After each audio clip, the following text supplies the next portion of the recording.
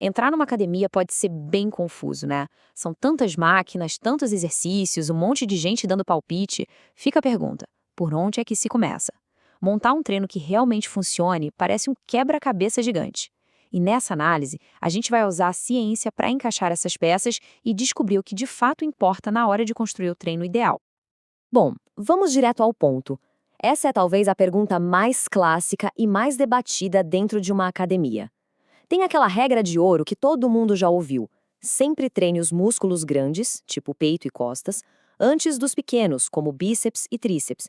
Mas será que isso tem base na ciência ou é só um daqueles mitos que vão passando de geração em geração? É isso que a gente vai investigar. Pensa só, montar um plano de treino é como resolver um quebra-cabeça daqueles bem complicados. Existem dezenas de peças, que são os exercícios, mas o manual de instruções parece que foi escrito em várias línguas diferentes e pior, uma contradizendo a outra. É muito fácil se sentir soterrado de informação.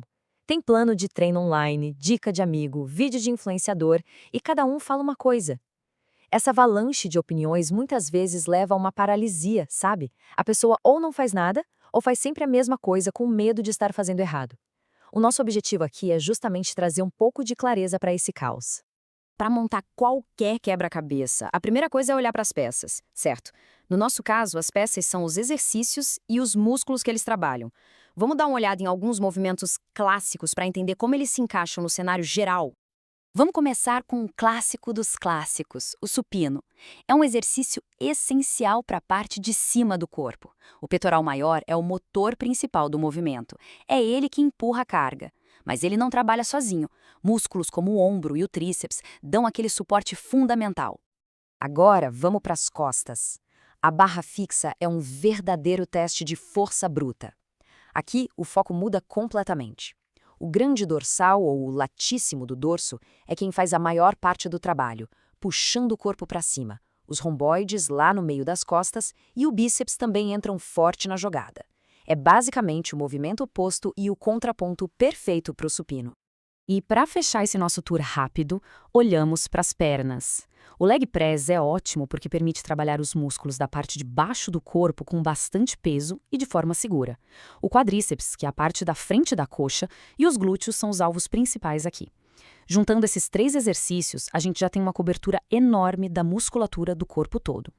Beleza, já olhamos para as peças, e agora? Como é que a gente junta tudo isso? Não dá para sair só escolhendo exercício aleatoriamente. Um bom programa de treino segue alguns princípios científicos. É como se fosse um projeto de engenharia para o nosso corpo. E aqui a gente chega no primeiro princípio, que é talvez o mais importante de todos. Não existe uma fórmula mágica, um melhor treino que sirva para todo mundo. O que funciona para um atleta profissional pode ser péssimo para um iniciante. Fatores como genética, histórico de lesões, condicionamento atual e, claro, os objetivos de cada um é que vão dizer como o treino deve ser montado. Cada projeto, portanto, é único. E aqui está o ponto crucial. De que adianta ter em mãos o plano mais perfeito do mundo, o mais científico, se ele for abandonado depois de 2 semanas? Não adianta nada. A consistência é o que realmente gera resultado. A psicologia por trás do hábito é tão importante quanto a fisiologia do exercício. O melhor treino é aquele que se encaixa na vida da pessoa e que ela consegue manter. E olha que interessante, para fortalecer essa tal da adesão, existe uma ferramenta prática chamada balanço decisório. É um exercício bem simples, mas muito poderoso. A ideia é listar e dar uma nota para os prós e os contras de treinar. Ao fazer isso, a pessoa consegue visualizar claramente por que está se comprometendo. Ajuda a fortalecer a motivação e a pensar em jeitos de superar as barreiras antes mesmo que elas apareçam. Certo, já temos esses princípios. Agora vamos voltar para aquela nossa pergunta lá do começo sobre a ordem dos exercícios. Só que em vez de confiar no achismo da academia, vamos olhar para o que um estudo científico de verdade descobriu quando testou essa questão na prática. Os pesquisadores fizeram o seguinte: pegaram 24 mulheres iniciantes e as dividiram em grupos. Um grupo seguiu a regra da academia, treinou músculos grandes primeiro e os pequenos depois. O outro grupo fez exatamente o contrário.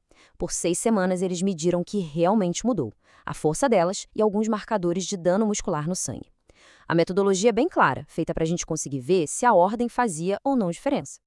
E os resultados? Bom, os resultados são fascinantes. Olhando para essa tabela, o que a gente vê que os 2 grupos, sem exceção, tiveram ganhos de força expressivos em todos os exercícios. Não importava a ordem. Tanto quem treina o peito antes de tríceps, quanto quem treina o tríceps antes de peito ficou mais forte. Isso é muito, muito revelador. E para não deixar nenhuma dúvida, essa é a conclusão dos próprios autores do estudo. Preto no branco. Para quem está começando, o simples fato de treinar com consistência já é o suficiente para gerar adaptações e ganhos de força. A ordem específica nesse estágio parece ser um detalhe bem secundário. Então, o que a gente tira de tudo isso? Chegou a hora de juntar todas as peças: a anatomia dos exercícios, os princípios do treinamento e a evidência da ciência. É o momento de pensar na construção de um projeto pessoal que seja baseado em princípios e não em dogmas. E isso nos leva a um resumo perfeito. Aquela sabedoria popular da academia não está necessariamente errada, mas ela é incompleta. A ciência mostra um cenário mais amplo. Para quem está começando, o que mais importa é ir treinar e fazer o trabalho. A consistência vence a ordem. E saber disso dá muito mais liberdade e flexibilidade na hora de montar um treino que a pessoa realmente goste e consiga seguir. No fim das contas, é sobre isso. É a união da fisiologia com a psicologia. Entender os princípios de treinamento é o que o corpo precisa para evoluir, mas criar um plano que motive, que seja prazeroso e que se encaixe na rotina de cada um, isso é o que a mente precisa para se manter no jogo a longo prazo. E essa é a pergunta que fica no ar. Agora que os dogmas foram questionados e os princípios foram esclarecidos, o poder de decisão aumenta. É possível, por exemplo, começar pelo exercício favorito para aumentar a motivação ou seguir a ordem tradicional se essa for a preferência. O importante é que a decisão seja informada, baseada em conhecimento e autoconhecimento. Qual vai ser a primeira peça desse projeto?